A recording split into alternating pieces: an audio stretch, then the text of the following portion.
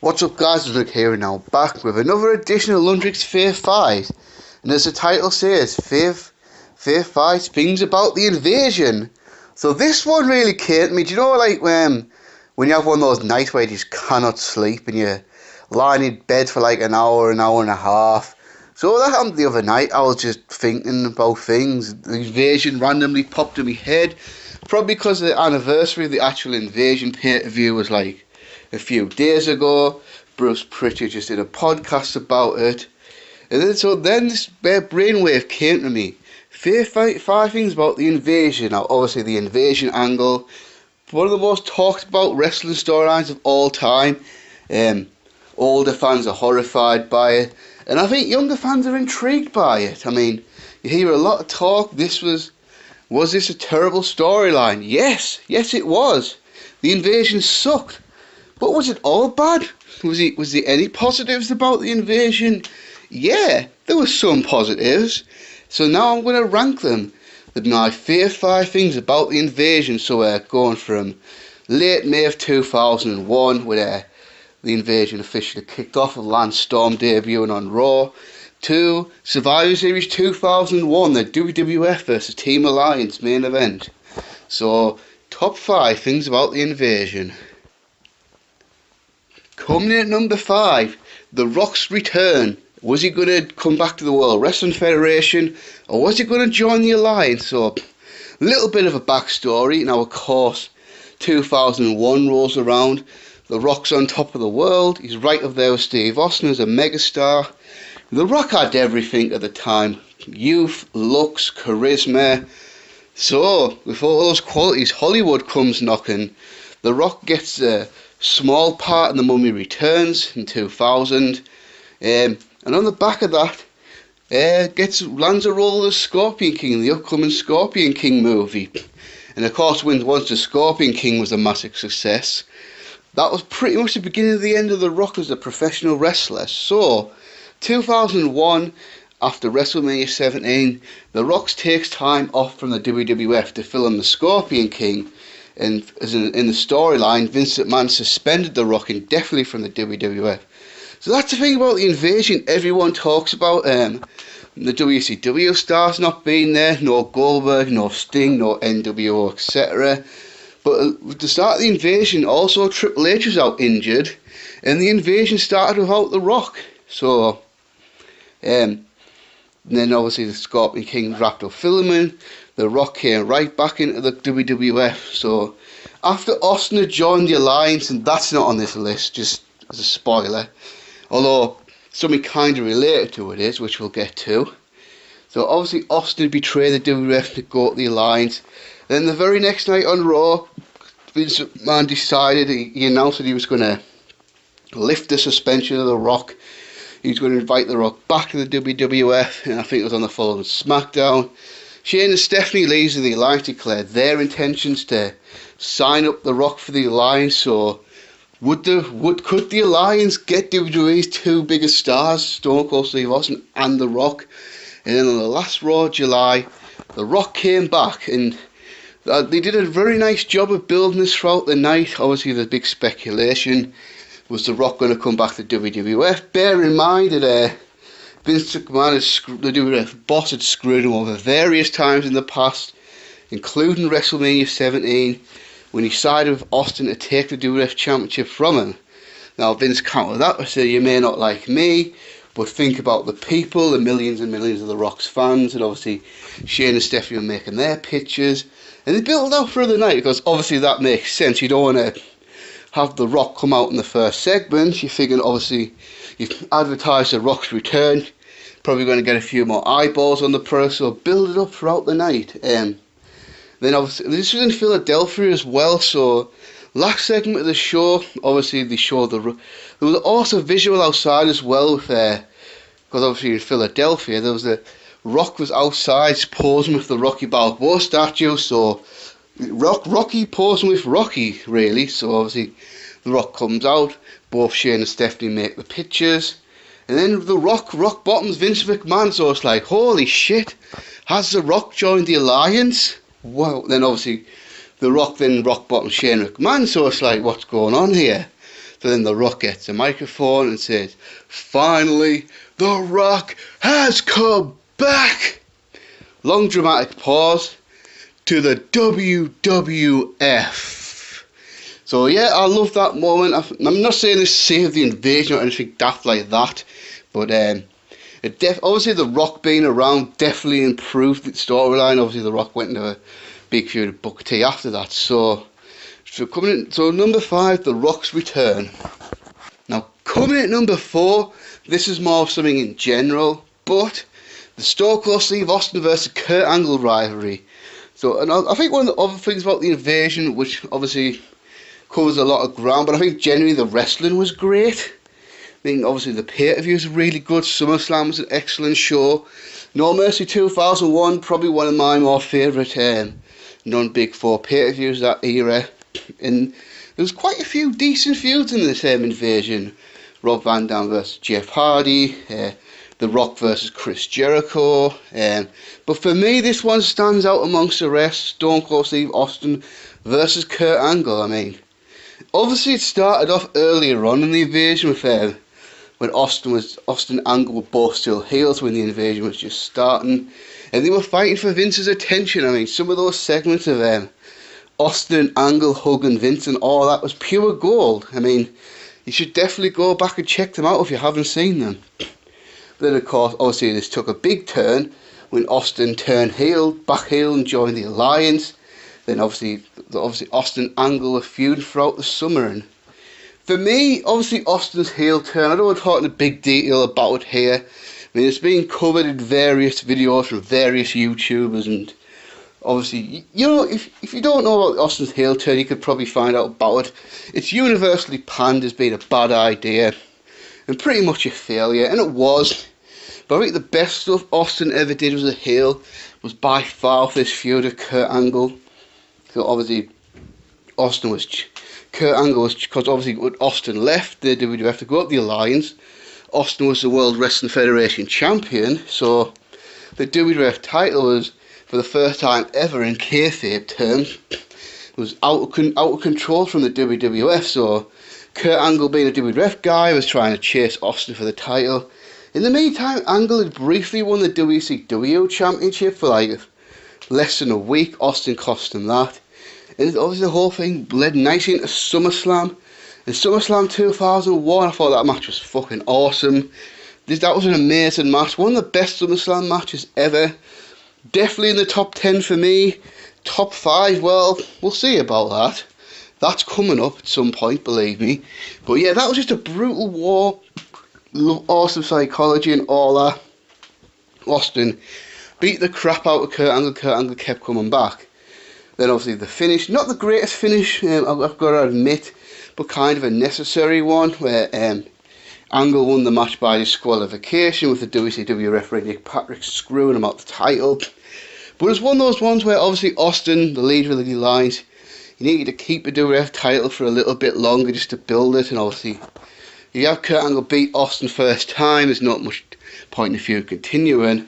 But that was an amazing match, and I'll led to the next night on Raw with the not legendary, but an awesome segment for me with the Milkamania segment. I mean, let's just disregard the fact this came at the end of an absolutely awful ending segment of Austin Appreciation Night, which was about 15 minutes of the Alliance just kissing Austin's arse. Yeah, well, that was just bad.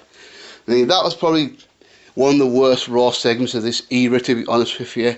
But it ended amazing with Kurt Angle coming out on a milk truck. Oh yeah, brilliant. Coming out in a milk truck, squirting milk at all the members of the Alliance. Obviously it was a play on when Austin did the beer truck like in 1999 against a corporation.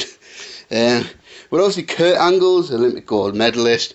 He doesn't drink beer. Kurt Angle drinks milk, so Kurt Angle comes out in a milk truck. To be fair, it was absolutely brilliant, to be honest with you. I mean, was it stupid? Yeah, it was stupid, but it was funny. You know, not everything has to be super serious all the time. Sometimes you can do funny shit like this. And obviously that led into Kurt continuing to chase Austin for the title in his hometown of Unforgiven. I mean, Austin had done some bad shit to Kurt Angle. I think this is the time Austin stole the Olympic gold medals, chucked him in the river. Try to break Angle's neck in the build-up to Unforgiven. Then they had the match with Kurt Angle, the American Hero, wins the WF title. That was important because, from what I heard from Kurt Angle and other people, the heel turn that William Regal did a few weeks later, costing Angle the title against Austin. That was supposed to happen at Unforgiven, but of course Unforgiven was like 2 weeks after 9/11, and Kurt Angle suggested that because obviously like the whole stuff that happened there, they wanted an American Hero to win, so obviously Angle got his title win in his hometown, and obviously he lost it like 2 weeks later to Austin. But that was another awesome match, the one at Unforgiven. The one on Raw was pretty good as well. So then I think after this, after Austin won the title back, then RVD got involved in the feud at No Mercy. Then obviously after that, Angle joined the Alliance briefly, and don't worry, that's not on this list either. That was awful. So yeah, Austin Angle 2001. That was one of my favourite feuds of that era for sure. Because I think he did a good job. I think it was definitely Austin's best work as a heel. And I think it was great for Kurt Angle at the time as well. Because up to that point, Kurt Angle had just been like the dorky heel. And it showed that he had a bit more versatility than that. Then Angle could also be the badass babyface, tough guy. So, good stuff all around. Now, clocking in number 3. This is another general one. But I could sum this one up in 3 words. No, stop that. 3 letters. RVD. That's right. From all the guys that came in the invasion, because obviously a lot of new guys came in the invasion, really only one stood out and really left the invasion with a lot of momentum. And that was Rob Van Dam. I suppose you could say to an extent Booker T as well. Because I don't think he got as buried as bad as some other WCW wrestlers, mainly Diamond Dallas Page. But there was times in the build-up with The Rock where they kind of humiliated Booker T at times. But for me, the one guy out of the Alliance thing that really stood out amongst the rest was RVD. I mean, obviously, RVD had been in ECW for many years, had his own unique style, popular as fucking ECW. And during the Monday Night Wars, never jumped shipped, although sort of. I mean, he was on Raw a few times in 1997, but he was never a part of the WWF roster. It was a talent working thing with ECW at the time. Then you obviously think at some point a guy like RVD's got to come in. Obviously, ECW died, WCW died. So obviously in the summer of 2001 it happened. Rob Van Dam jumped over to the WWF. Obviously, he was part of the Alliance, and he just got over. He really did. I mean, not by great promos or anything like that. I think, obviously, by reputation was one of them, because obviously, I think a lot of WWF fans had heard about Rob Van Dam. A lot of fans had seen him in bits, and really liked his style. I mean, he came in, he was uniquely different. He had his own unique style, had a cool look. And I think like the laid back persona of him just being like, whatever dude, just so laid back. I think fans kind of took to him because he seemed like he's a guy who didn't take things too seriously, just wanted to go out there and enjoy himself. And obviously, yeah, he just got over so fast. I mean, really adapt with the WWF style as well. Obviously, I think his first big match was the Invasion against Jeff Hardy. Absolutely knocked it out of the park. I think WWF was smart by putting the hardcore title on him right away, because of using the weapons and stuff like that, having ECW style matches, was really bringing out the best of him and got him over. I mean, obviously, so technically this whole time RVD was a heel, because he was in the heel faction of the WCW-ECW Alliance, but how much of a heel was he really? I mean, he was getting cheered as much as pretty much anyone on the roster, except for maybe The Rock. So for me, RVD was the hottest guy in the company, not named Stone Cold and The Rock. I mean, it was just pretty awesome to see. I mean, in a very short period of time, RVD was one of the most over guys. I mean, I remember reading a magazine back then, and there was a quote in there that I remember to this day. Whoever was writing that article wrote, The Rock may be the people's champion, but Rob Van Dam's definitely the #1 contender. And it was so true. And RVD obviously got the hardcore title and obviously started working with the top guys on television. Started working with people like Chris Jericho, started working with Kurt Angle. And I think he even had a few matches with The Rock. I think he even had one or two WCW championship shots against him. And he didn't look out of place either. He looked like he could hang with those guys. And then obviously he started doing stuff with Stone Cold Steve Austin, the leader of the Alliance. He was building big tension between them. And I think they even had a match on SmackDown in like early September of 2001. Then of course RVD was inserted into the No Mercy main event where the big storylines was Vince McMahon going to woo RVD to the WWF or not. He didn't. RVD stayed to the Alliance.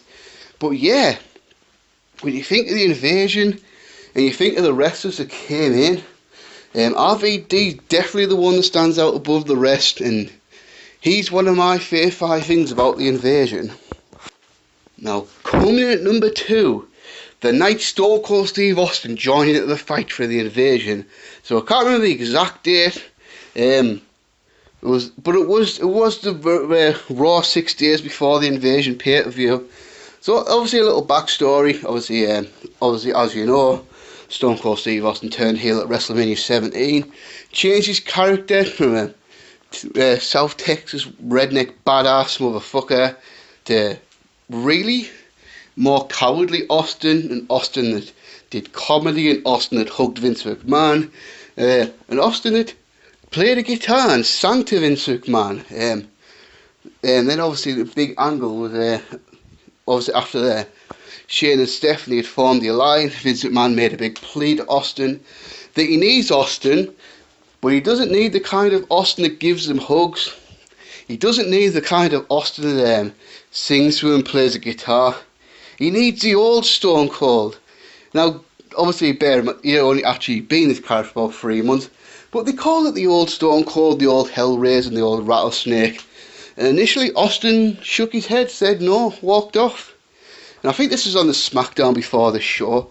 And then obviously this Raw, I mean, if you want to watch any Raw from this era, this Invasion angle, this probably stands out as the best episode of the lot. I mean, obviously there was some bad television during this time, but this is actually one of the best shows he did in 2001. So they were in Providence, if I'm not mistaken. Yeah, they must have been, because obviously they were. So they did a thing where Austin was at the bar sulking. It was Tim White's bar in Providence that the WWF used for time to time for segments.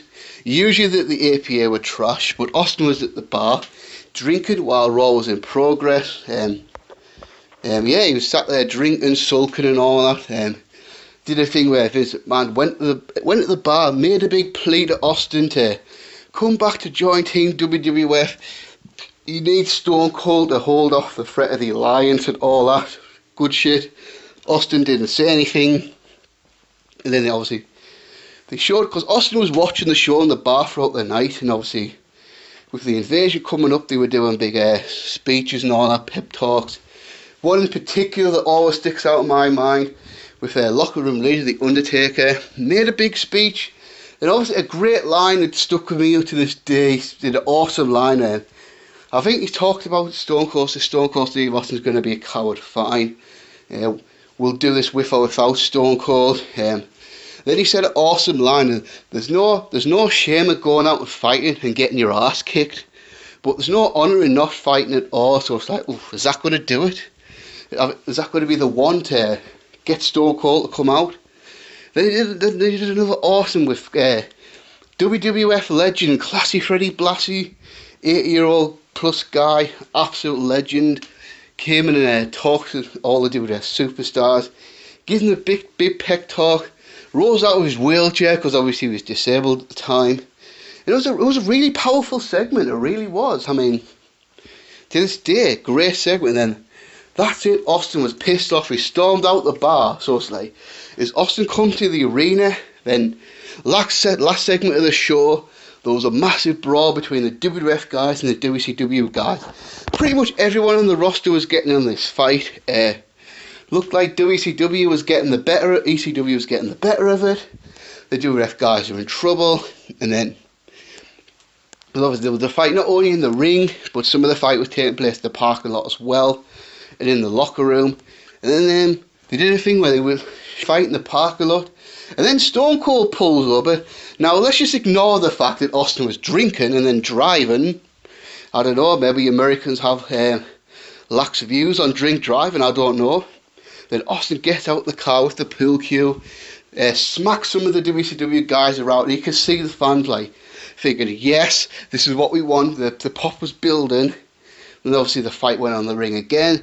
They cut back to the backstage area. Austin again whacked another couple of WCW guys. I think it was Sean Stasiak and someone else. I can't remember who the other guy was, but one of them was definitely Sean Stasiak. And then we go back to the arena. Brawl's continuing. Looks like ECW and WCW are kicking ass.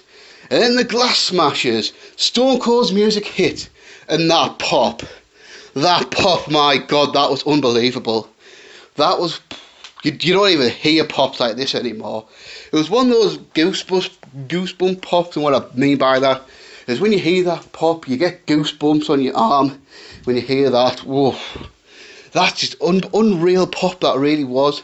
One of the loudest pops you'll ever hear as well. Stone Cold marches out, BMF walk, the old BMF walk and all that. Austin starts smacking guys. Austin, he's on a rampage, gets in the ring, stunners everyone within arm's reach. Stunner. Fans are absolutely lapping it up. This is what they want to see. Then you got Jim Ross. The way Jim Ross saw this in commentary as well was an absolute genius. I mean, the way Jim Ross sold this, you could believe that Jesus Christ himself had just resurrected himself and he'd come back to save the WWF. But the saviour was Stone Cold Steve Austin. This is the Austin the fans really wanted. They didn't want the heel Austin. This is the Steve Austin they wanted to see. The hero kicking ass. Stunner. Austin just... It was a magical segment, it really was. And then they turned him heel a bit of John the Alliance 6 years later. But yeah, we'll ignore that part. That's a negative. I think I've talked about that before, have I? But yeah, just for that one night, that show, that segment, absolutely magical. Probably one of the best Raw segments of 2001 by far. And if you haven't seen that segment, you don't even have to go on the network. Just go to YouTube, type in Stone Cold Joins the Invasion. It's on there. It's about a 6-minute video. I mean, just watch it. Trust me. Awesome stuff. And clocking it number 1. For me, in a generally poor angle, there was one huge moment I absolutely loved, and that was July the 9th, 2001. This invasion is being taken to the extreme. Now, for this, we're only focusing on this one segment. We're going to ignore the fact that this was all nullified about an hour later when the ECW gang joined up with WCW. So we're going to focus on this one segment on this one night. So obviously, the week before the whole Booker T Buff Bagwell match happened, we're not going to be going into detail about all that because it's been documented several times over the years. I'm sure the majority of you know the story there, but needless to say, it did not go well. It was bad, all that shit, awful stuff. Then after that, it seemed like the WCW, I think everyone had just soured on the WCW experiment.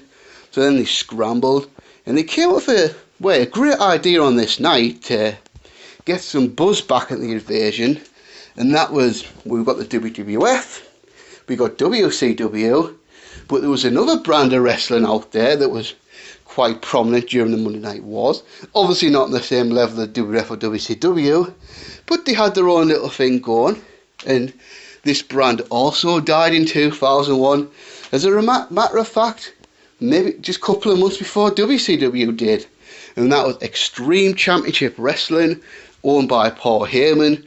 And then furthermore, the WWF, previous to the end of WCW, it acquired a lot of the ECW stars, such as Taz and the Dudley Boys.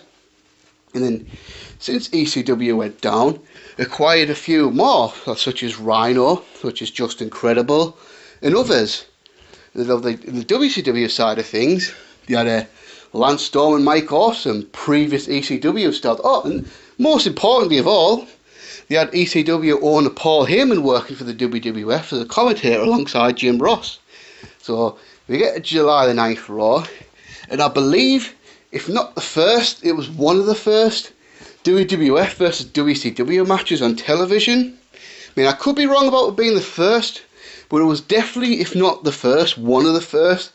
I mean, if anyone can correct me and say there was another WWF versus WCW match on television before this, on WWF TV, because obviously there was a Taz Mike Awesome match in ECW in 2000, which is the WWF contracted wrestler versus the WCW contracted wrestler.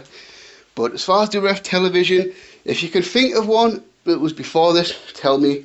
It was Chris Jericho and Kane representing the World Wrestling Federation against WCW guys Lance Storm and Mike Awesome.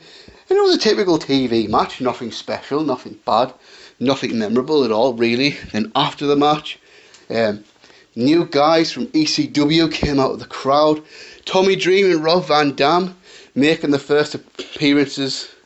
Obviously those guys got signed by the WWF, came in. And obviously Storm and Awesome, along with Dream and Van Dam, were beating on Jericho and Kane.